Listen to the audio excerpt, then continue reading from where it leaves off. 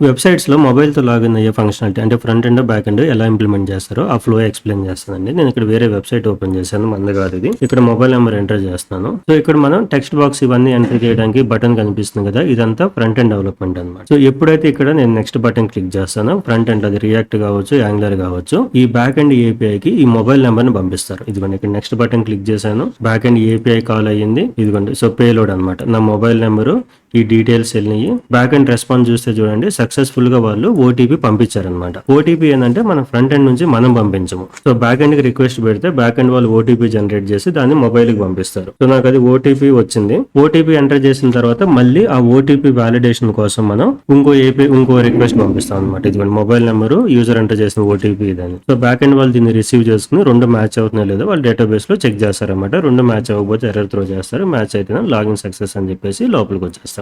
మన దగ్గర real time అంటే పెయిడ్ కోర్సెస్ ఉన్నాయండి విత్ ఏ ఇంటిగ్రేషన్. ఎవరైనా జాబ్ పర్పస్ కోసం నేర్చుకోవాలనుకుంటే ఒకసారి మన వెబ్సైట్ చెక్ చేయండి. థ్యాంక్ యూ అండి.